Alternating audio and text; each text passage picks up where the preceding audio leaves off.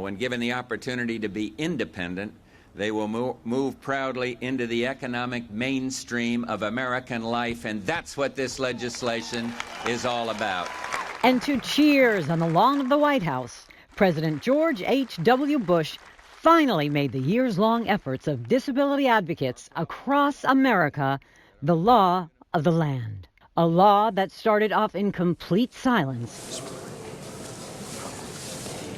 in the Houses of Congress. The ADA is indeed the 20th Century Emancipation Proclamation. Retired Iowa Senator Tom Harkin says this was his proudest day in the years he served in Congress.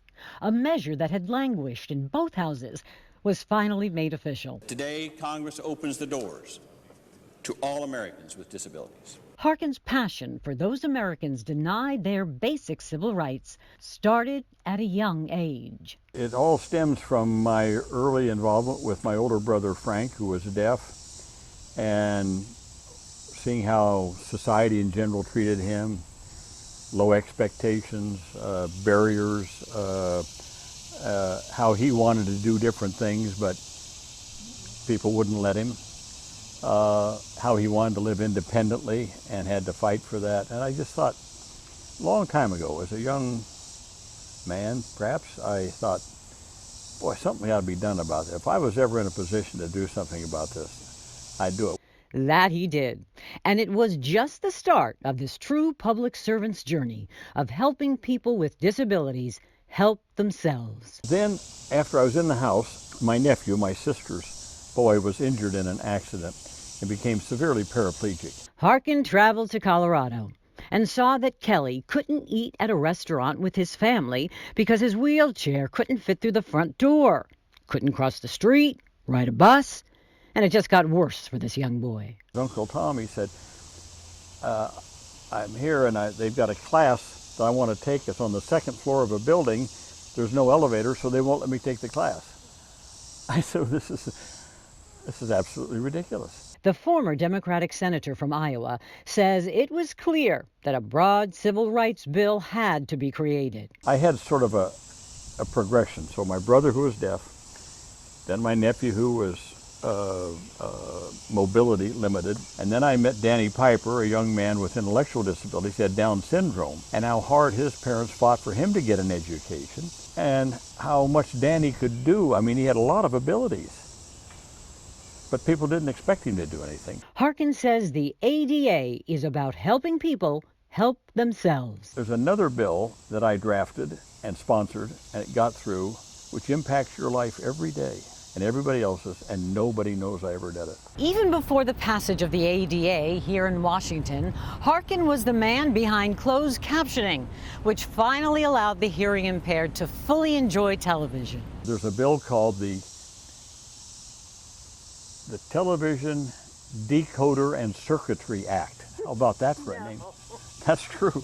Harkin's first bill mandated every TV sold here in America had to have a chip or decoder which allowed closed captioning to appear on any TV 13 inches or bigger. He made sure that this would happen within 5 years. It wasn't easy. And I said, well, if this is going to cost a couple $100 a set, I can't sell this. I can't get this passed. And I'll never forget, he said, well, if you make 100 of them, yeah, it's going to cost you $100 a set, or if you make 1,000 of them. But if you make millions of them, the cost will be almost nothing. That's what gave me the idea of mandating. Mandate that every television has to have it. You couldn't get a mandate passed today to save your soul. My idea was this is really going to help people with deafness, hard of hearing, to understand what's going on. And being now understanding, they would be able to more participate in daily life, activities, businesses, jobs, everything else. That it did, and then some. Closed captioning caught on, and caught on quick. The biggest user? Sports bars. They got a dozen TVs, and the only way you're going to find out what's going on is you got to read the captions, and it's noisy.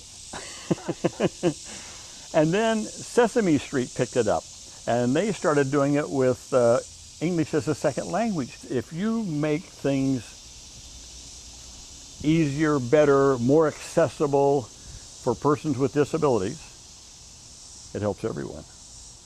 Everyone does it better.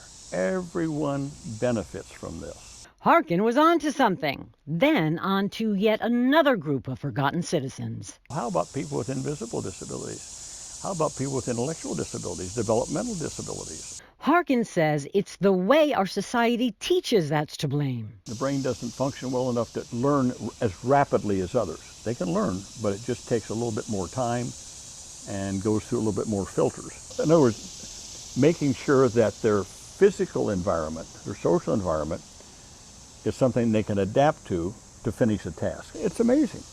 People that you don't think can function, if the construct, if the physical environment has changed a little, they can function just fine. With more than 5,000 colleges and universities in the U.S., only a handful specialize in so-called invisible disabilities. One is located in the small Florida town of Leesburg. I think that Beacon really sets the standard for kids with learning disabilities, for autism, ADHD, others, to actually learn and then become fully functioning members of society. They've had to tailor programs, tailor the way things are done, but that's okay. Having a college like Beacon, and hopefully Beacon will spawn more like Beacons around the country, the importance of that is that we're now understanding our country's wasting a lot of abilities of people that could contribute to our country, to contribute to our economic growth, contribute to our well-being as a society. My dream was always that we would have the federal government begin to invest in Beacon-like colleges, using Beacon as the sort of the model. Why don't we have one of these on the West Coast? We need a lot more Beacons in this country. Harkin's focus on education doesn't stop at higher level education for those with learning differences. Before I left the Senate, my last bill was to change voc rehab. So I set aside 15% of all federal money that goes to voc rehab to focus on getting summer school jobs, after school jobs for kids who are on IEP in school. He quickly realized kids who are in independent education programs, or IEPs, don't get treated the same way as kids in traditional high school. One of the problems with kids that are on IEPs, individual education programs in high school, is that they finish their IEP and then they're just dropped off the face of the earth. They get a dead-end job. I started looking into this and found that during high school, kids with disabilities, whether physical or intellectual or both, never got the kind of opportunities that other kids got, non-disabled kids. Like what? Summer jobs, after-school jobs, weekend jobs, volunteering for the Red Cross, volunteering for community chest, volunteering for church volunteers, things like that, where you're pulled into a group and you have a job to do. They had no work experience. The retired former senator from Iowa believes these kids need these opportunities to succeed in life. You can't just sit around. Exactly. You got to do something. You got to go to work. You got to dress up. You got to behave yourself. I said, you know, kids with disabilities a lot of times are just like kids without disabilities. They need a good swift kick in the pants sometime. Get them out the door. Young people need to develop that sort of inner strength and that inner ability to start making good decisions. Still, more hurdles ahead for these students, like being paid a fair wage. Again, Harkin took to the floor. There's a certain provision in law that you can pay a person with a disability sub-minimum wage. We're still trying to change that. If you qualify, you can pay a person sub-minimum wage down to even like 50 cents an hour. Oh, it's just... That exists today? It exists today, exactly right. Sub-minimum wage. Even though he couldn't get rid of sub-minimum wage, Harkin took on the problem and got results. Before a company can submit the forms, IRS forms, to pay the sub-minimum wage, they have to show that this person has tried over a 3-year period of time that they could not do a job that paid at least the minimum wage. The movement today is still getting rid of the sub-minimum. We still want to get rid of the sub-minimum wage. We just haven't done it yet. Hopefully sometime soon that will happen. Still, the fight for equality continues. There's still one group missing. Even though he's retired, Harkin still stays active. Now he wants Congress to take up the issue of LGBTQ rights. You can still discriminate, and there's no law against it.